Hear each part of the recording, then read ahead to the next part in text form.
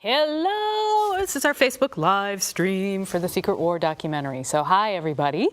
I'm Lisa Blackstone. I'm the producer and director of the Secret War documentary. This is Xiong, who is the director of the Center of Hmong Studies and a professor of Hmong Studies at Concordia University in St. Paul. For those of you who aren't in Minnesota, Concordia University in St. Paul is the only place in the world where there's a Center for Hmong Studies. So Xiong is the man for that. Thank you. Absolutely. I'm going to just talk quickly about what the documentary is, and then we'll talk about the Secret War specifically. So the documentary is going to be about the Secret War in Laos from the Hmong perspective, hearing personal stories from people who were part of the war, whether they were fighters, whether they were nurses, or people who lived the experience, even though they weren't fighters, and then also the refugee experience, and then finally coming to the U.S. The bulk of the documentary will be the past, and there will be a little bit of sort of the more modern day part of the story. So. The documentary itself is part of a larger project that Twin Cities PBS is doing on the Vietnam War, which is related to a big documentary that Ken Burns is doing, a 10-part documentary that Ken Burns is doing on the Vietnam War. That will air sometime in the fall this year. We're not really sure when, so we don't have an air date for ours yet, but it will air around the same time as the Ken Burns documentary. So keep your eyes on the TPT Twin Cities PBS Facebook page and Twitter, because we'll let you know when it's on. And it will be online eventually afterwards. So for those of you who may not be in the Twin Cities, you'll be able to watch it online as well.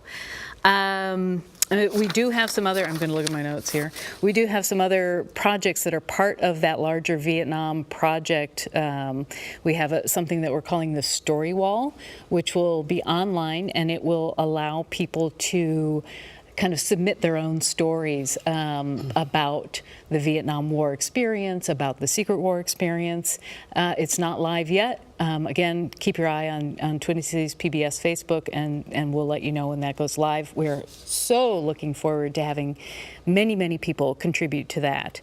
Another aspect that we're doing is something called the Telling Project, which is it's a big theater project that basically takes veteran stories, turns them into theatrical presentations, and then the veterans themselves perform their stories. And it's done all over the country. So we're having a number of them done here. And two of the stories are Hmong stories. One is a Hmong fighter, veteran, and one is a Hmong nurse, both from the Secret War era. So that, again, will be coming around the whole Vietnam project. So, and we'll have all kinds of other events and discussions and that kind of thing throughout the year. So keep yourselves tuned to Twin Cities PBS. Just a plug. So, so the Secret War. What is the Secret War? So, for those of you who don't know what the Secret War, I'm going to turn it over to Li Pao. Sure. Tell me what is the Secret War? What was the Secret War? It's a secret war that's no longer a secret, right? Yeah. But I think it's a very important war within the context of the Vietnam conflict, and basically, you know, it holds the key to the fall or the success of the Vietnam War. And the Secret War takes place in the country of Laos, right? So there's a couple of dates, really important dates to know. 1954, when Dien Bien Phu fell, when the French fell to Ho Chi Minh, right, to North Vietnam. There was the Paris Agreement, which basically said, okay, so we're going to have an election in 2 years, right? We're going to create a borderline, and so North Vietnam, you stay where you are, and the South, you stay below this line, right? And so as a result, hold your horses, right? Hold your ground, and don't intrude each other's territory. And oh, by the way, don't go into Laos, all right? Don't go into Laos. But Vietnam, the Vietnamese was in Laos, and the Russians was already in they were Laos. in Yeah, Laos. well, they're using Laos as a staging area to supply their troops in the Viet Cong in South Vietnam. So in North Vietnam, they're the Viet Minh, right? The North Vietnamese army. Those that were fighting against the United States and fighting against the pro-West government of South Vietnam were actually called Viet Cong. And so they're guerrilla fighters, resistant fighters. And so they were using Laos as more of a staging ground, but also transporting their troops and supplies to the Viet Cong in South Vietnam to fight against the pro-West Vietnamese government. That's the term Ho Chi Minh, right? Ho Chi Minh Trail. And so that lasted until 1962. 1962, then there was another agreement, and this agreement was the neutrality of Laos agreement, basically saying, all of you guys are in here, so everybody needs to leave, right? America needs to leave, and Vietnamese needs to leave, the Russian, the Chinese need to leave. But what really started that conversation was there was a military coup within the country of Laos, and that was led by Cong Lê in 1960. So he took over the country because he was sick and tired of all the political factions within the country of Laos fighting with each other, you know, and they couldn't agree with each other. And so he was trained by, he was part of the paratroop, he was trained by the United States. Yeah. And the United States trained him how to do a coup. And so basically he took over the capital, Vientiane. And there were 1,000 of them only, right? And so they took over the country. And the first thing that he did was that he made an announcement that the United States need to leave the country of Laos, which was the biggest mistake, right? Because when you think about it, you know, the reason why we're involved in Laos was that Eisenhower terms it as Laos as being the cork in the wine bottle. And this is all around the whole domino theory. He believes that if the country of Laos, which is strategically located, you know, in the middle, it's a landlocked country surrounded by Vietnam and surrounded by Thailand, Burma, and Cambodia, right? And then north of that is China. So the United States was very fearful that if the country of Laos fall, that whole region would turn red, would be communist, right? And which it did when the United States pulled out, the whole region, almost except Thailand. Right. And so basically, it was part of a larger scheme of things. And so when Captain Cong Lê announced that he wants the United States to pull out, the United States said, we're not going to let that happen, right? So what do? They send in Colonel Belair, a CIA operative, who worked he was a colonel because the Thai gave him the colonel position. He was a border patrol agent. Belair? Yeah, Belair. Oh. And so that colonel was not from the American side, it was from the Thai side. Oh. And so he married into the Thai royal family as well. And so his job was to make sure that all of the communist excursions and so on and so forth won't get into Thailand, won't compromise the safety of Thailand.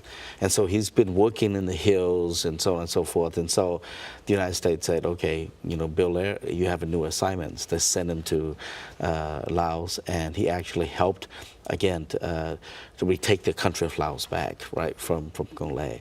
But he went in there, and then after everything was calm, he sought out General Vong Pao. So on January 4th of 1962, he went and met with General Vong Pao and said, you know, the communists are coming through here. What do you want to do? You know, and General Vong Pao said, we cannot live with the communists. And before that, the communists have mistreated our people, right? We cannot live with the communists. And so Belair said, what do you need? I need arms. How many people can you produce? 300 to 10,000 troops for you. Wow. You know, so within a matter of a couple of days, weapons start falling from the skies, right? Literally. Yeah, literally. Wow. And that's how, you know, but United States in 1962, because of the neutrality agreement, the Paris Neutrality Agreement, United States was not supposed to be in Laos. Everyone was supposed to pull out. But the Vietnamese were operating clandestinely in there, and the Russian was supposed to keep the Vietnamese away, but the Russian didn't honor that either. All right, and so the United States said, okay, we can play that game. We can play that game, and so we're going to use indigenous forces to fight against you. And so thus the recruitment of the Hmong and many of the lowland Lao in the southern part of Laos, particularly the Montayard and among the Bro. And so started working with the Hmong, and the Hmong basically assisted the United States in, and at first it was more of a defensive, right, from the 60s. And the war, the reason why it's called secret, let's going back to that. The reason why it's called secret was because United States was not supposed to be in there. Nobody was supposed to be in there. And the Congress didn't know about the war, right? The American public didn't know about the war. As far as they know, we're fighting in Vietnam, right? And that's it. And that's it. We're fighting in Vietnam, you know. And so this war was held closely, was basically managed because Kennedy and Johnson didn't trust the CIA because of the Bay of Pigs failure. And so so basically it was under the authority of the ambassador. The United States ambassador William Sullivan orchestrated the whole war basically behind through the embassy. And so what you have is that you have, you know, a couple factors there where the State Department was working with Ambassador Sullivan, where you have the CIA working under Ambassador Sullivan, and then the Hmong people working under the CIA. So we were surrogate soldiers of the United States Armed Forces. In fact, in his William Sullivan's memoir, he basically said, they are our people. Okay, the Hmong. The Hmong. We provide funding for them. We clothe them. We feed them. They fight for us. They are our army. You know, because we're not supposed to be in there, and so that's why it's secret in a sense that they didn't want to violate the neutrality agreement, but everyone was violating the neutrality agreement. Everyone was in there, but that's why it's called a secret war. No one knew about the war. It was closely held between the president, the ambassador, the State Department, and the CIA. And part of the CIA. Yeah. Let me just have a second here because I forgot to do something. I forgot to say to people who are watching, definitely write in with questions on Facebook because we have a fabulous team of fine women back here who are ready to note questions and send them this way. So if you have a question for me about the documentary, Li Pao, about Laos, about the Hmong, about the war itself, I will leave that knowledge up to you. I will say that I think you would be okay answering in something in Hmong, yes? Sure, yeah, that's fine. Yeah, that's we fine. do have somebody who is one of our fine, intrepid staff members who's on the project who does speak Hmong, Gao Li Vang, who's back at the table there. Hi, Gao Li, she's behind the camera. And she can forward some Hmong questions to us as well. So if you have questions in Hmong, we can work with that as well. So don't worry about that. I think one of the things that, so now I'm going to ask Li Pao some more questions. I think one of the things that people are really, really surprised about is that that the CIA was making a war. Yeah. I mean, and that it wasn't part of like the U.S. involvement in a military sense in the war, and like the CIA even had a charter air service called Air America. Absolutely, which came from, you know, Continental Air, and they were part of the Flying Tigers during the war in China, and helping Chiang Kai-shek, right? Wow. And so eventually it transitioned, and then you got the airline, right? So in all wars, if you control air, you control land, you control communication, you control the war, right? Wow. You control the war. So, but I think, you know, again, when you think about it, you know, prior to the CIA becoming CIA, it was the Office of Strategic Services, OSS, you know, and so soon after OSS was, I don't know whether we can call it disband, but it merged into the CIA. It became the CIA, the Central Intelligence Agency. Yeah. And this was the first time, you know, I think that the CIA actually got involved in running a war. Right, running a war. When you think about it, and because they basically trained us, right, equipped us, trained us through Bill Lair, and Bill Lair brought his own team. You know, he brought the Thai Paru, and Bill Lair also could speak Lao, speak Thai, and he brought the Thai in. So they blended in very well among the population, and people trusted him, right? So one year I had a chance to interview Bill Lair, and I said, how did you hear about General Vong Pao? And I said, well, you know, during our border patrol out there, some of those villages talked about General Vong Pao, how great he was, you know. And so when I was assigned to Vientiane, that's the first person I wanted to meet. You know, I wanted to meet General Vong Pao because one of the things that, and this is according to the CIA book, you know, Thomas Ahern wrote a book using a lot of declassified document, and he basically, you know, in there he stated that the Lao didn't have the appetite to fight because they're Buddhists, right? And so the Hmong, because of the fact that Hmong live in the northern part of Laos, and that's where the Ho Chi Minh was sending his troops in and his supplies in, eventually down to the Ho Chi Minh Trail down south. See, people say the Hmong fought, and even the elders say the Hmong fought along the Ho Chi Minh Trail. So we didn't fight along the Ho Chi Minh Trail. We fight in an area where before the Ho Chi Minh Trail became the Ho Chi Minh Trail, right? And so in the northern part of Laos, and our responsibility was basically to rescue American pilots who were shot down. They were doing bombing run in Vietnam. And so if you get shot down, fly into Laos, and the Hmong will rescue you, right? And also we guarded the radar installation, Lima Site 85, right? I mean, over 200 people said over 2,000 people, Hmong people actually died around that area. And American talked about, oh, we lost 11 American Air Force. And this is the first time that the Air Force lost so many people on the ground. Those people that were manning the radar installation up there were Air Force personnel. Wow. Undercover. Oh. And so 11. They were the ones at Lima Site 85. Absolutely. Okay. They were Air Force. You know, so they were, you know, manning the radar installation there. They're directing bombing runs in North Vietnam, right? And so the Vietnamese said, no, we know where you are. You know, we're coming. And so that's why they came in over, you know, took over using commandos and scaled a cliff and took over the Lima Site 85, Pupati. Tim Castle wrote a good book about that. It's called One Day Too Long. Basically, William Sullivan waited one day too long.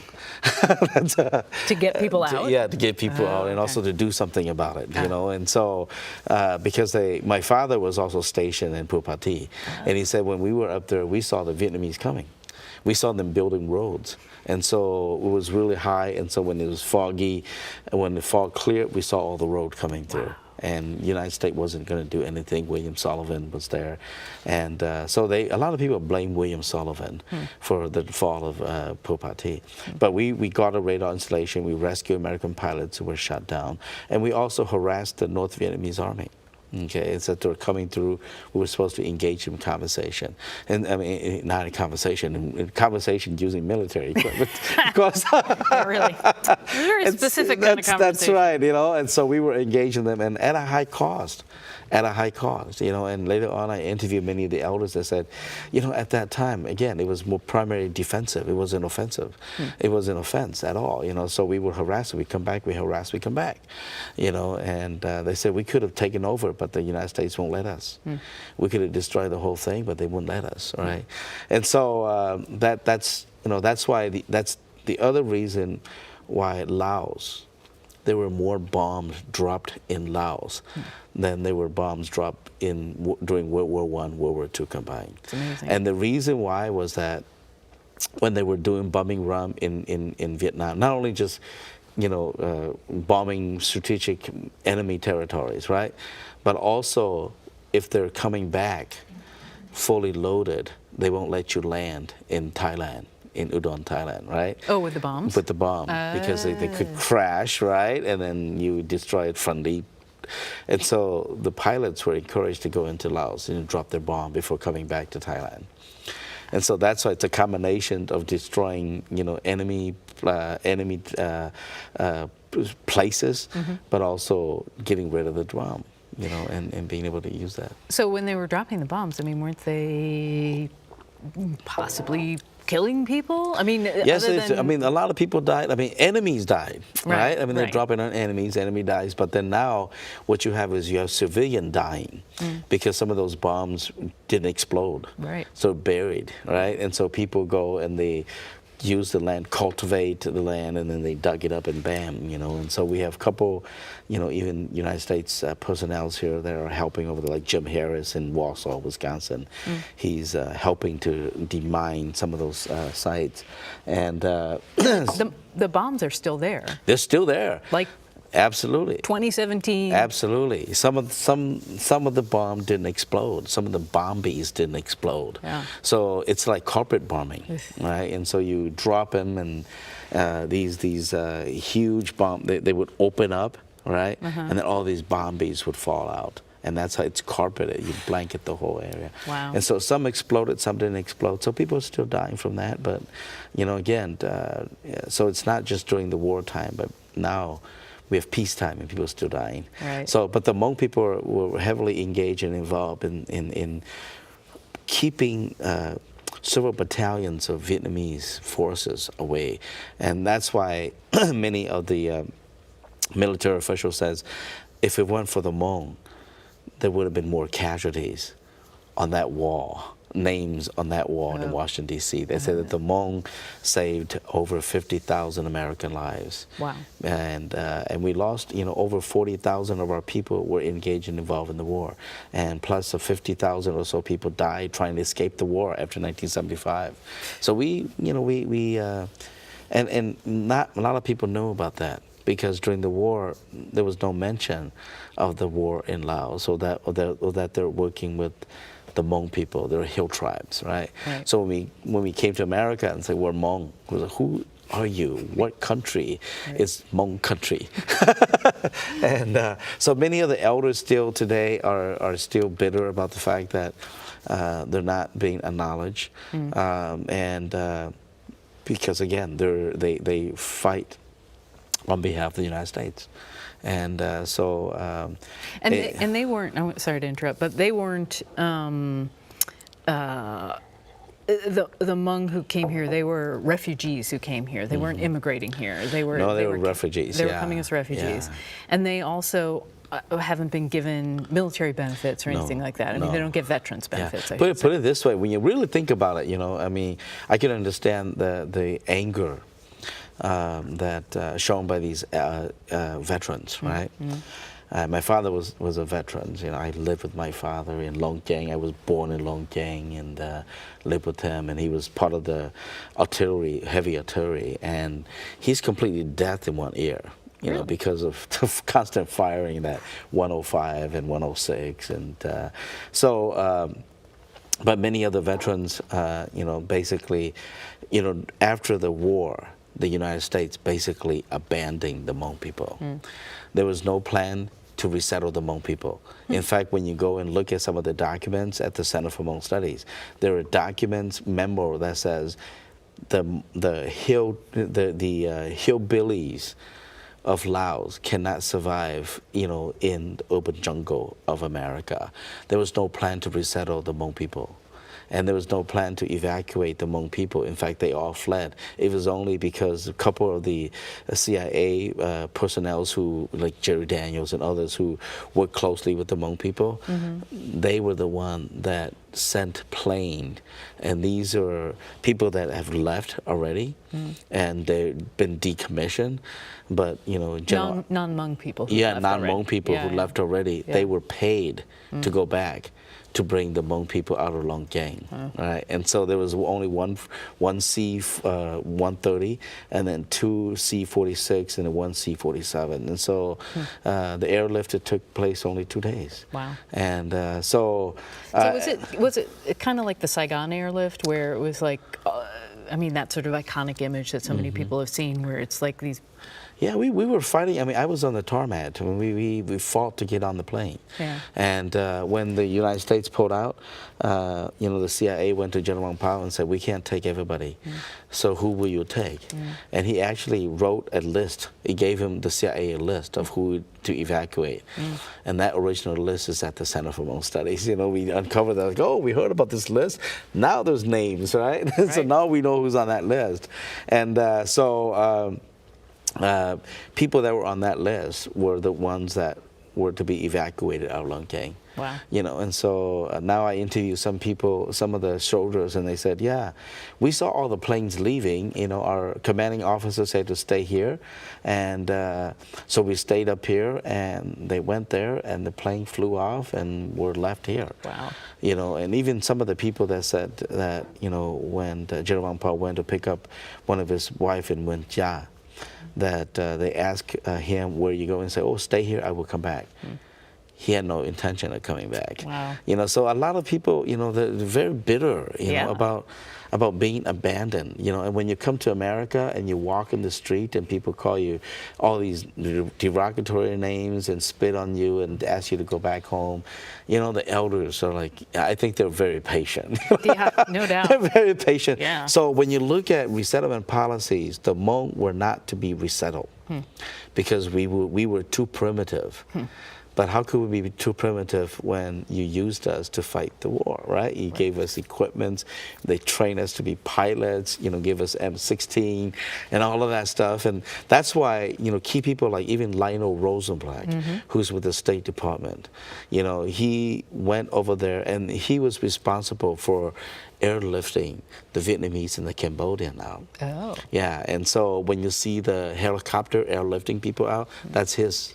That's him orchestrating that whole thing. And he's very humble. He doesn't talk about it. Right. But that's him. And he almost got fired from the State Department over that. Jeez. And he had a warning. And so when President Nixon called him into the office, this is from him, he was telling the story, called him and say, okay, what you did was right, but it was against protocol. And so, what can you do? Yeah. So what do you want to do? And he asked for to be in charge of the refugee program. For the Hmong? Yeah. For all refugees. Oh, Southeast Asian refugee. So he went in, but then for the Hmong refugee, he heard about. He was helping to airlift to resettle the Vietnamese and the Cambodian refugees. In fact, we have refugee camps here in Camp Pendleton. I think in California. Yeah, San Diego. Yeah, yes, there are Vietnamese refugee camps down there. Really? They were airlifted to down there, right? Wow. So we thought that we have refugee camps in other countries. We actually do have refugee camps here, and we have some pictures of those refugee camps. Wow. In Camp Pendleton. But anyways, he basically said, okay, so we heard about this Hmong program here. Let's go see who they are.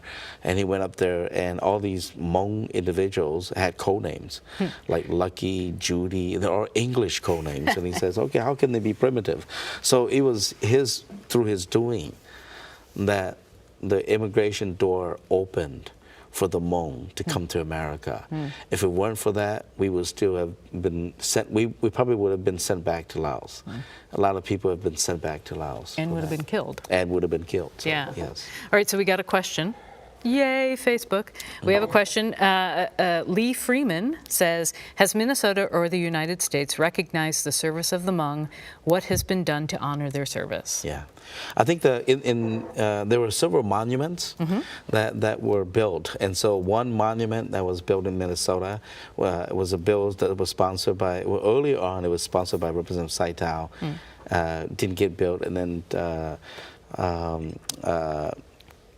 Senator Phong He recently sponsored a bill, and so we built a monument on the Capitol to honor the veterans, right? And so I think that's good. And then there were a couple resolutions and so on and so forth. But what really the Hmong really wanted was, I mean, there's not many of them left, not many of the veterans left.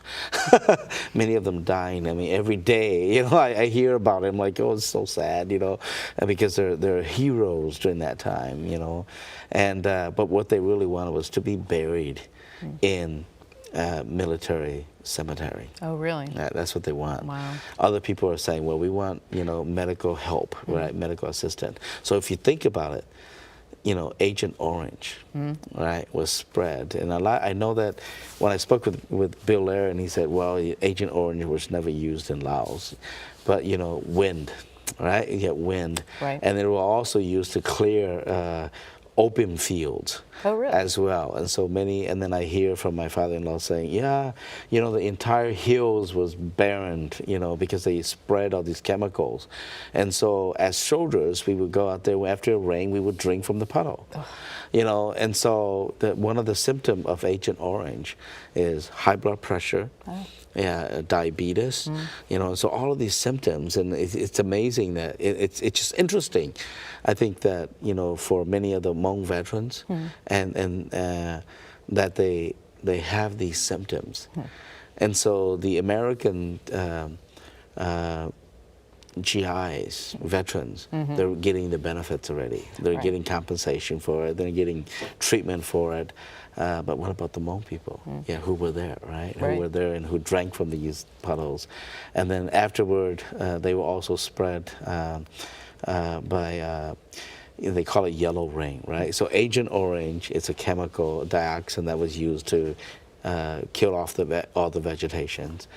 Agent Orange was a chemical that was manufactured by the Russians, and that were used by the Lao to poison people, to get people out of the jungle, the resistant fighter out of there. And a lot of people died because of that. Wow. And so I just uncover through the the recent declassified documents that the CIA just released, that the CIA actually had a whole report and say, yes, it was confirmed that there were chemicals and so on and so forth. And so there's still some of these things, but the elders are saying, we first of all, we need acknowledgement, right? And we need to be buried, in a cemetery. Even General Powell was not allowed to be buried at Arlington National Cemetery. Where's he buried? He's buried down in California. Which is where he lived. Yeah, which is where he lived. Yeah. But the preference was that he should be buried in Arlington. Wow. And they said, well, we never had anybody that's not part of the United States Armed Forces buried at Arlington Cemetery. That was a lie. There are other people that helped the United States who were generals and others that were buried in Arlington National Cemetery. Wow. So a lot of the veterans felt like hey, we got the short end of the stick. We were abandoned in Laos. We're not supposed to be be settled here in the United States, and it was because of again, care and concern of individuals like Lionel, Jerry Daniels, and Mac Thompson and others that were here in America. Yeah. And even the criteria for resettlement was that there's 3 criteria, and one was that you must have families in the United States. Well, if you're Hmong fighting in the country of Laos, you don't have families in the United States, right? Right.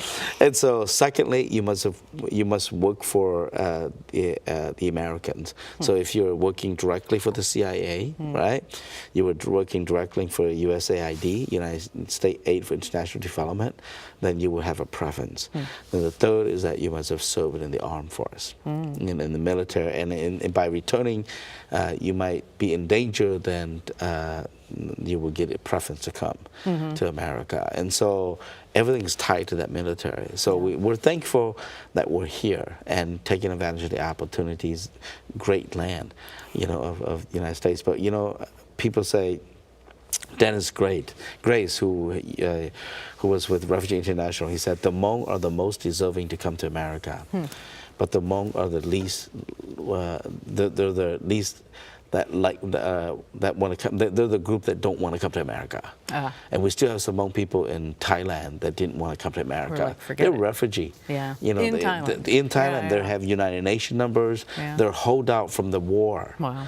They're still there. Which was like in the 60s and 70s. That's right. Like decades ago. That's right. And they're still there. And they're refugees. Yeah. So. All right, we got another question. Sure. All righty, here we go. Ken Plant says, are the Hmong military members who made it to the United States eligible for VA medical medical treatment for their service and connected service-connected disabilities. No, they're not. I mean, that's why many of the Hmong veterans group and the Lao veterans group are working hard to try to get Congress to do that. And Pentagon basically said, you guys didn't exist. You know, and so it's kind of interesting. You know, we have I just got done reviewing a letter by a colonel who used a lot of these declassified documents to make an argument on behalf of the Hmong. And he basically saying, and that's why he pulled out a lot of interesting stuff. I mean, I was going through, like, well, this is fascinating, you know, and because the Hmong, you need to be discharged, right? Right. The Hmong were never discharged. Oh, from the CIA. From the CIA, from the Army. So technically, they're still active, right? Wow. And so there's this classification with the Pentagon that you need to be, I think it's DS something, right? And that you have to be discharged in order to qualify for some of this stuff. So if you're active, you can, right? And the other thing was that, you know, when I spoke to some of the CIA, some of my CIA friends, and I said, well, do you have documents of who and who participated where? Right. Because that's what they're looking for. Right. And they said, well, you know, after the Vientiane Agreement of 1972, 73 there, we basically burned all the documents because we didn't want to leave any traces behind. Oh.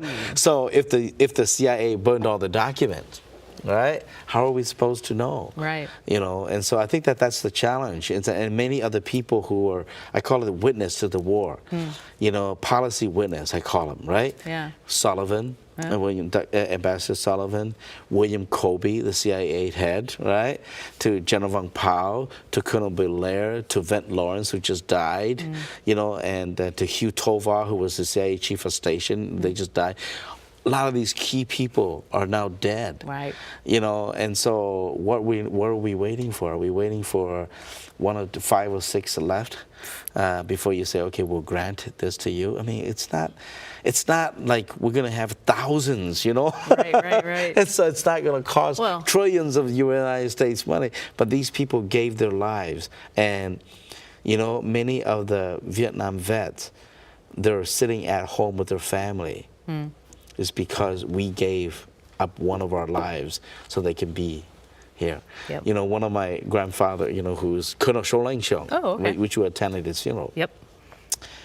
He rescued several American pilots who were shot down. In fact, it's like 7 or something. Yeah. Right? Well, one time he was telling me that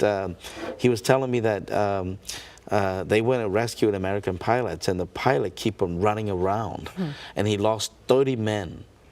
Just to save that American pilot. Colonel Xiong lost 30 men. He lost 30 men of his men trying to, and they finally had to tackle him, hog tie him, drag him out because he was losing men for trying to rescue this guy. Wow. You know, and it's kind of interesting. I spoke to his wife, and his wife said they identified this pilot. And so this pilot actually, they know who he is now. Is he still I don't with think us? he's not with us anymore. But Yeah. Wow. but so you have many of these people who are, I call it policy witness, who are dead, but who are actually witness to the war, who are no longer with us. Wow. And so now we're left with, you know, the foot soldiers. And what's and they weren't next? dealing with like the officials. That's right. They weren't dealing with the officials, so it's very difficult for them to take. So that's why, you know, work such as, you know, what we're doing at the center for Hmong Studies, collecting these documents, collecting them, having documents as well as photographs that will serve as, you know, evidence. Evidence, right? That's evidence to say, amazing. yes, we were there. You know, we were there. Look at these American guys, right? Right. All right, I want to ask you, we have another question, so I'm going to ask you that question, but I'm going to try to remember to ask you about the presidential daily briefs, but we'll get to that in a second. Yes. Okay, so Stacy Lee Yang asks, what are your fondest moments growing up? Yeah. So you were in Longcheng. I was in Longcheng. I was born in Longcheng. I was born in 1966 in Longcheng. Stayed with my father, lived with my father, so I could go to school in Longcheng. Right. And Longcheng, for folks who don't know, It's the military base it's a headquarters for the CIA, and that's where it's the most busiest airport in Laos. Right. At the time, there were more planes flying out of Longcheng, bombing up in the Plain of Jars and other places, Taton Taven, than any other place, any other airport. And it was also the headquarters of General Wang Pao. So some of my fondest memory, unfortunately, it's not about war. It's about living with my father, I would stay with my father. And my father's still alive. And in fact, just last week, one of the researcher, Tuo Vang, who lives in Montana, he went and met with, last year, he went and met with one of the Thai Paru, one of the person that worked with Bill Lair, and that also trained the Hmong in Thailand, Pisanalok and Udon and Hua Hin. And he came back with a whole bunch of photographs. They took pictures. And so they posted on Facebook to of Longcheng now. Of the people that were trained in Thailand. Oh. And so he came back with a whole bunch of pictures. Oh. And he said, we want to identify these people. And I saw my dad on that picture and on that. And so I showed it to my dad and like, wow, where did you find this picture? Now he says, now I have evidence to prove that I was there. Yeah. Right. So it's very important. But Longcheng was a very secret base. Prior to 1975, you would not find this air base on any maps, and yet it housed over 40,000 people. Wow.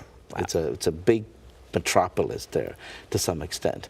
So I grew up with my dad. I grew up in Longcheng, lived with my dad, and one of the fondest memory of Longcheng was, my dad and I, we did a little garden. We planted a little garden, way in the foot of a mountain.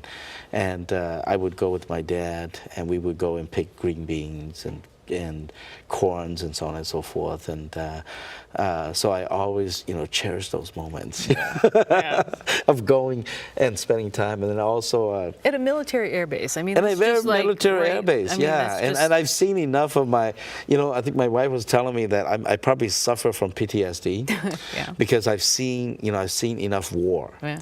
Enough death and destruction in Longcheng, because when Longcheng was attacked twice, right? And I was there both times. And in Longcheng, growing up in Longcheng, we didn't have toys. And so our toys were bullet casings and were styrophones that were shipped in with bombs, right? We would use the styrophones and we would use that to fashion that into airplanes. And knives, we would use the metal bands that would, hold the crates together. Oh yeah. We would sharpen those, and we use that as knives. I bet they were sharp. And they were sharp. We use them. We sharpen those and use that. And so I remember when Longcheng was attacked, I woke up real early in the morning to go and scout out the flares. During battle. In the night, they would have these flares would be tubes, right? You hit it on something hard and it will fly up, and then it'll come down and there'll be a little parachute that would glide it down. Oh. And so it would come down and then it's like a little light. Yeah, you have a little flight here, then you have a light here, it flares here, and then you have the parachute guides it down. That's how you see at night. And so I love those parachutes. Oh yeah. And so I would early on in the morning, after the battle, I get up. I remember one time I got up and try to find those flares, and I stumbled upon a couple of the Vietnamese that were killed. Vietnamese commando that were killed. Oh my God. And on the side of the road, and I was the only one. And I didn't see anybody, but I was the only one there, and I saw them. Was like, whoa, so. And you were like, how old? I was probably I think at that time probably about 7 or 8. Seriously, This can't was even imagine. Probably about 7, I think 6 or 7 years old, you know, and but I was also there when they attacked Long Gang, and my dad was stationed up my dad was part of the heavy artillery. In fact, you know, like I mentioned earlier, he's completely deaf in one ear, you know, so when you talk to him and you're standing on the right side and he's not responding to you, he's not ignoring you, he can't hear you. I mean, and so I remember when they attacked, you know, I was they call it the presidential, the King's Palace. General Vang Pao built a King's Palace. At Longcheng? Yeah, in Longcheng. Oh, okay. And it's on top of, on the other side, right? And on the hill. And so my father was, his artillery unit was also stationed up there. There were a couple of stations that they stationed him. And so I was in the trenches with them. Literally the trenches. Literally the foxhole. Wow. I was with him because he took me there, you know. I lived with my father, so where am I going to stay, right? The battles are.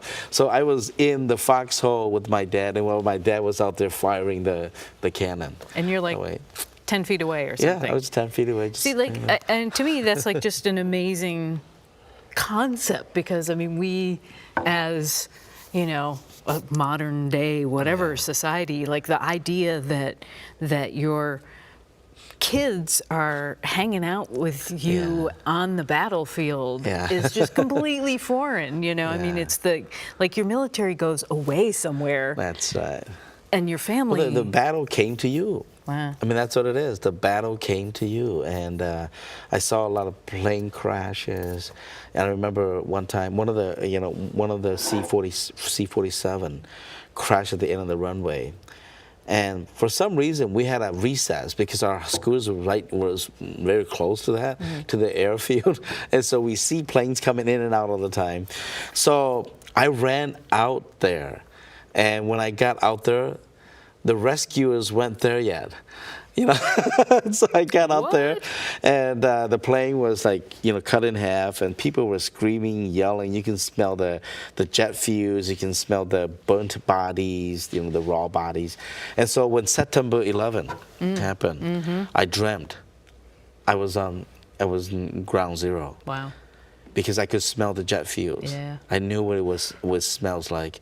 I smelled the raw flesh, the body.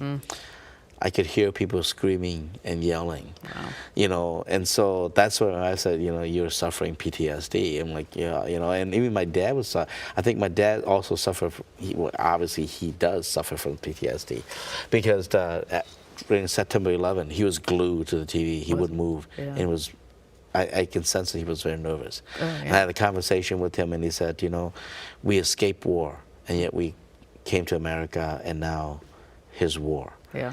You know, and thought this is the safest country in the world. I mean, just like General Vang Pao thought, the reason, I asked General Vang Pao one time, and I said, why did you trust the American? Why did you decide to fight alongside the Americans? He said, America won World War I, World War II. You know, and so America would never lose and never abandon us, you know.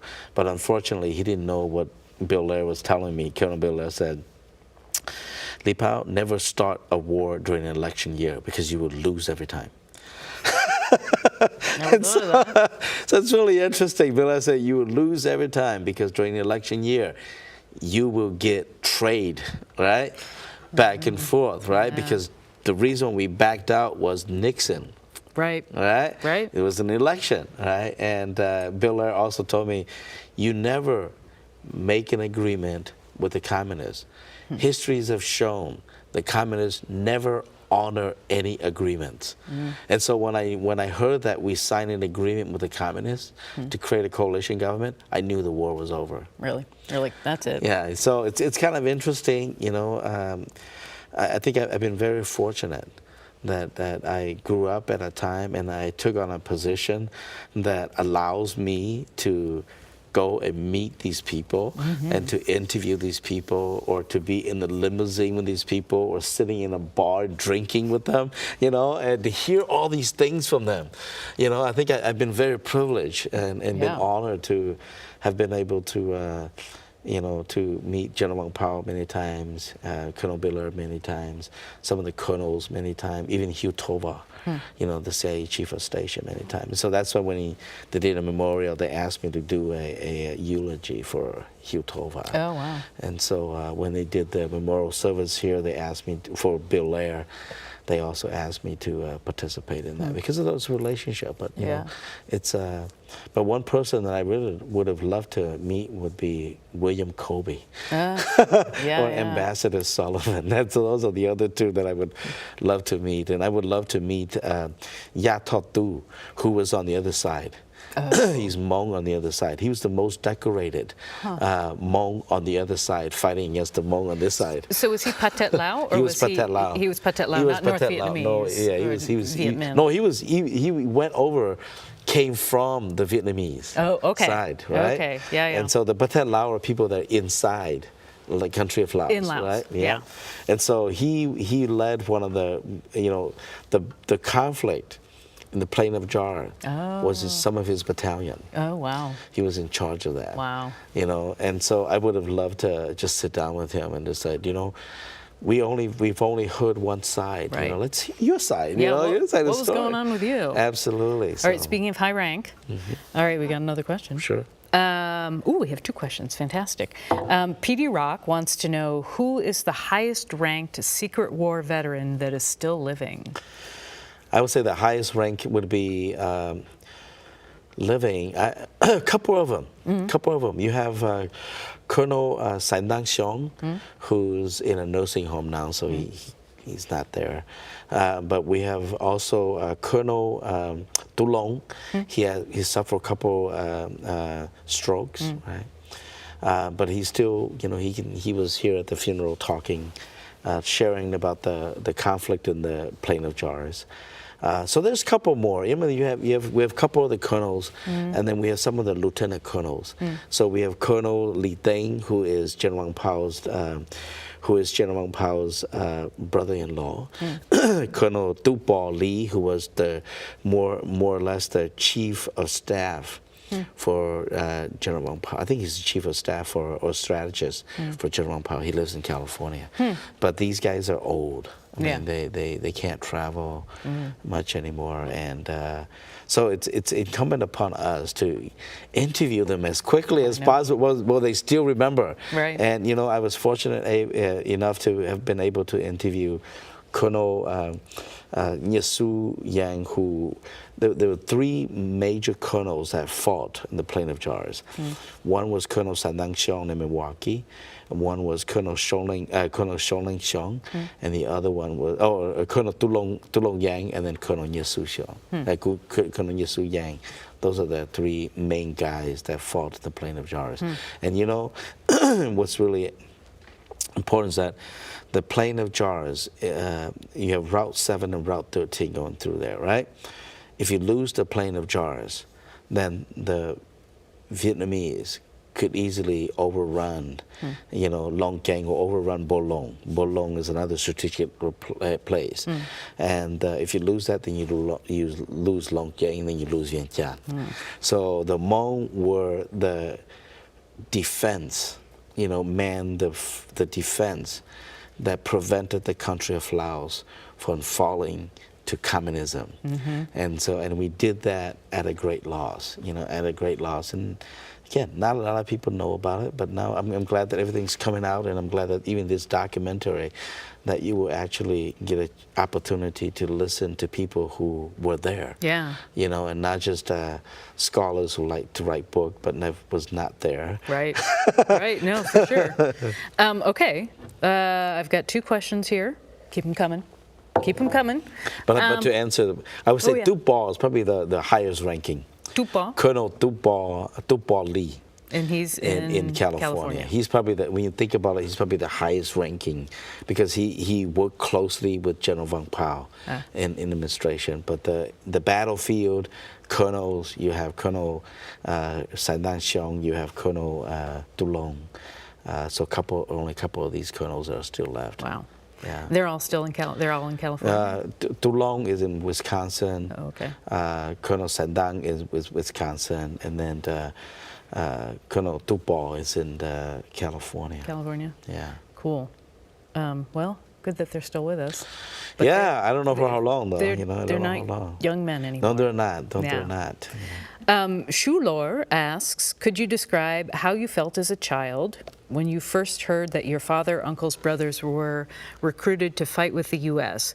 What was going through your mind, and how did the Hmong villagers react? Yeah, I think, you know, I was too young, right? I was too young, but I know my dad was recruited when he was 15 years old. Wow.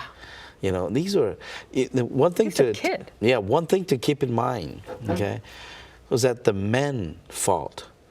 All the men died. There was nobody else left to fight, and so it was the children's turn.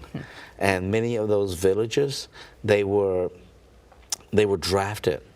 Okay, so General Powell would say, and the CIA would say, if you don't send men, we won't send you supplies. Because it's a war, they're refugees, right? Living in villages. They can't go and farm because we're in constant war, right? They're refugees within the country. Yeah, you know, between 1962 to 1975, you know, we didn't have peace, right? Yeah. And so eventually it was children that were fighting in the war. And I think it's rightfully so to some extent. I think if they were older, they would not have been as brave, right? Because as we think as adults, right? Now that we're older, you know, we're kind of more cautious about this, or they don't take risks as much. But as children's, you know, and I was talking, you know, my pastor, Pastor Timothy Vang was saying, when we first went to the battlefield, we were 16 years old. And you see death and dying everywhere, and you know, helicopters would come in and they dump a whole bunch of people, and then people would jump on the helicopter and go.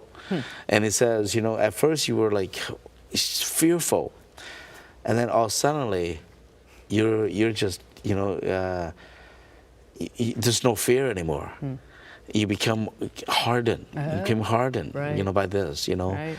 And I was talking to another artist just last night, and he was talking about battlefield. He says, you know, if you're the only one firing the gun, you know, you may hear the gun fired, but when you're in a battle zone, you don't hear your own gun fired at all, and so you just keep on pressing the trigger, and you don't hear anything, and there's nothing, you don't hear anything at all. I mean, it's like that's the war, you know. And I know that when after I graduated from high school, I wanted to go into military, right? I was like, okay, yeah, my dad was in the military. I want to go into military. He's gonna be so proud of me. I'm gonna follow his footsteps. He says no. He says, you know, you think you watch TV, you think it's all fun. But wait until you're sitting in the foxhole in the trenches and your friend next to you dies. Then it's no longer fun, right? You know, and so he told me not to go into the military. He says, no, I don't want you to go. You know, we try to escape war. That's why we're here. Why would you want to go into military? You know, so I think, you know, again, for many of the soldiers, you know, I lost an uncle, my only uncle, my father's older brother in the war.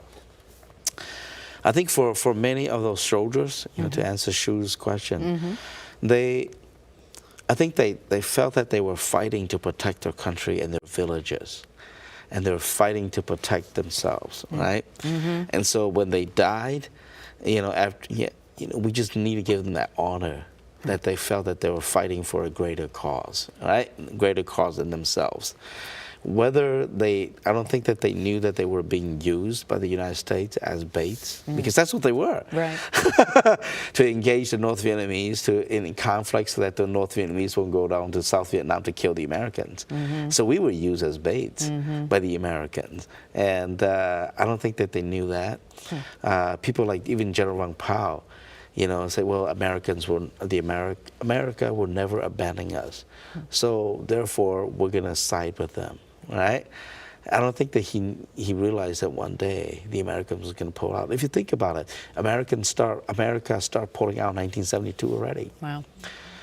And yet, he waited until 1975, May 13, 14, 15, 1975, May 13 and 14, to evacuate they started evacuating the women and children of these colonels May 9th already of 1975. So the 13th to 14th, they finally got on the plane. Wow. Right? So why did you wait between 1972 to that, right? But I think at the same time, you know, I was talking to somebody, and they said, yeah, you know, during that time, because, you know, in 1973, 74, we signed the agreement, peace agreement, and we're going to create establish a coalition government. The whole country was, you know, celebrating. Right, hopeful, right? Hopeful. They were very hopeful, Yeah. you know, and they didn't anticipate that that the communists would renege on their promise, right? Yeah. And would take over the country, you know, because December 2nd, 1975, that's when they officially took over. I think that's when the king renounced his throne, and then December 3rd was when they announced the new government of Laos. But they had already sort of Oh yeah, they knew physically it. taken Yeah, they over. knew it because I think it was perfect timing because Vietnam fell, Yeah. Cambodia fell, so the Pathet Lao within the country of Laos, and at that time there were still 45,000 troops, Vietnamese troops in Laos. Wow. Okay, so they felt that, wow, this is the perfect time, so let's do it. Yeah. You know, and so I would say, let's give honor to those who died, because they died knowing that they did something greater than themselves, right? Yeah. They fought for something that's greater than themselves. Yeah. They fought to protect their country. They felt that they fought to protect their village, and they fought to protect their family. You know, so, and they died happy, I think, hopefully in that particular sense, knowing that they should, if they're not happy, they should die happily, knowing that they did sacrifice for that. Major And then as for the other stuff, we'll let God determine. There you go. All right, speaking of family, this is going to be our last question because we are out of time for the live thing. But this is going to be our last question here, and then but there are people who would love to still talk to you on the after we're off live. Sure. Okay, sure. so you're available for that. Yeah. Excellent. But our question is, and this is like about family sort of in a way, and also something that we're going to talk about in the documentary, is what were the roles of Hmong women during the war? You know, I think that they are key. You know, when you think about, you know, in Sam Tong, when Pop Buell with USAID, he came in and he created the nursing program. You know, they took care of those soldiers, you know, and bandaged them or prepare their bodies to be shipped back to the villages. Yeah. I think that's key. The other key thing is, I think, you know, the women protected the village. The men were off fighting. You know, here's a romantic story. When I came back to live with my mother in the Busan, the Valley of Busan, right? My mother had an army radio, and I would go with my mother to the highest point in the mountain, and she would call to check on my dad in the field, the Plain of Jars. Wow. Like an old cell phone. Yeah, that's right. You know, and so she would go and she would call and talk to my dad and say, how are you doing out there? Are you okay? And all that. That's romantic right there, you know. Yeah. So in the midst of all of these chaos and all these war and all that, there's still some romance, right? And so I think that women play a very critical role in keeping the family together. Also providing moral support to people like my dad in the battlefield. If they knew that they didn't have anything to come back to, I think that, you know, I mean, they wouldn't want to stay alive, right? But they knew that they have to come back because, you know, my dad knew he had to come back because there's my mom, there's my brother, right? And my mom took care of us. She was the father for us, right? She played two roles. So I think Hmong women played a very critical role during the war. Even though this whole war is about masculinity, it's about men, colonel this and colonel that, and all the colonels are all men anyways. So, and all the pictures that you see out there of people in combat positions, combat role, they're all men, right? And but you don't see women, but you see the women in the background. You see the plane landing, women in the background. When we got on the plane to get out of the country, we fought to get on that plane, from Long. My dad pushed all of us in. And my mom was carrying my brother. So my mom was in there, I was in there, a couple of my brothers were on the plane. My dad, one of my brother, and my grandpa, grandma, and uncle, and aunt got left behind. And I remember when we landed in Thailand, my mom turned around and said, "Where's your dad?" And I could just see the pain, Right. and the confusion and the fear in her eyes. But I stayed with my mom at the airport as the plane were coming in to see whether my dad was stepping off the plane. And he got off the plane. And that they were relieved, right? So just imagine, that's my mom. Just imagine other women, right? Other women who lost their husband, or other women who lost their husband while they're crossing the Mekong River, and they've had to be the head of household. I have an aunt. She lost her first husband in the war, never saw the body. Never was able to do any funeral services for the body. Her second husband also died. She never got to conduct a funeral. And she must have been young, at that age. And I remember at one of the family gatherings, she said, I lost 2 husbands, and I never had a chance to conduct a funeral for them. I never saw them. I never saw the body. So, after that, I decided not to get married, and I decided to be a mother and a father for my children. So if that's not a contribution, I don't know what it is. Yeah, seriously. And I think that we don't value that enough. We don't acknowledge that enough. And so I think that those women are the strongest. I think God created women stronger than men because they're able to tolerate, and they're able to go through a lot more pain, emotional and physical pain than the men. We're babies, and so I think that the women. I'm not going to say that. Yeah. So I think the women are stronger, and we have many strong women in our community, and we need to acknowledge the widower, the people who are widowed because of their husband gave their lives so that we can be here in America. So for all the young people out there who think that, I came to America on my own, you did not come to America on your own. And there were 3 criteria, as I said before. You need to be, you have families here. Well, you don't, right? You're not American. You need to work for the CIA, for the CIA or USID. Not many people, only a handful. You need to serve in the military. It's your father that served in the military. It's your grandfather that served in the military. That's why you're here in America. And so we earn a right to be in America. I always say, we earn a right to be in Thailand. We earn a right to be in America. And people in America say, we were nice and we let you in. No, we earned. We earned our way here. Oh, and sure. We gave our lives so that you can come back to your family. My uncle died so that you can come back to your family here. And so I think that's, for us younger generation, we're saying, we need to start saying this.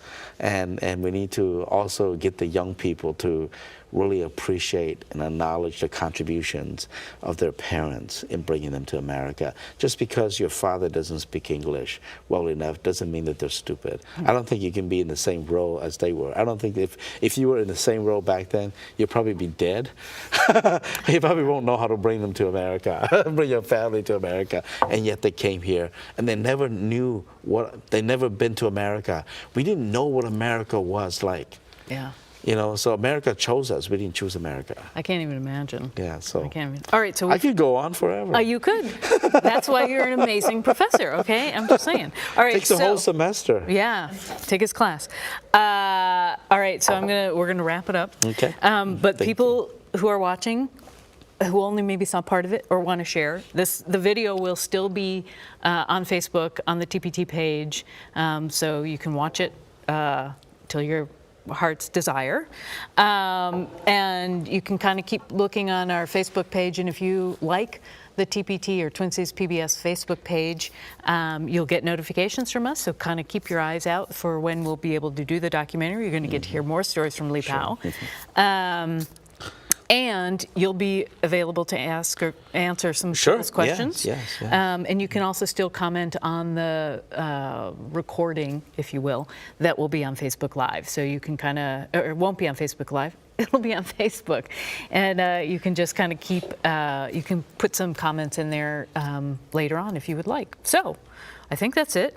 We're over time, but you know, it's not broadcast TV, so we can go over time. Thank you. And thank you, the audience, for joining us tonight, and for your interest in learning more about the Hmong story. Yeah, you know, and the Hmong story. So totally honored to be able to help people tell their stories. Yes, thank you. I think it's so important. It's so important. Compliment TPT. You know, you didn't have to do this, and so you did. Oh so, man! Thank you for doing that. I'm grateful I think that we are. It's something that, you know, I think it helps bring closure to many of the veterans out there. Yeah. That we're finally getting a knowledge that people actually know us, you know, and know our contributions, and so I think it helps. You know, I was interviewing one of the T-20A pilots, and he said, we just need to be acknowledged. Yeah.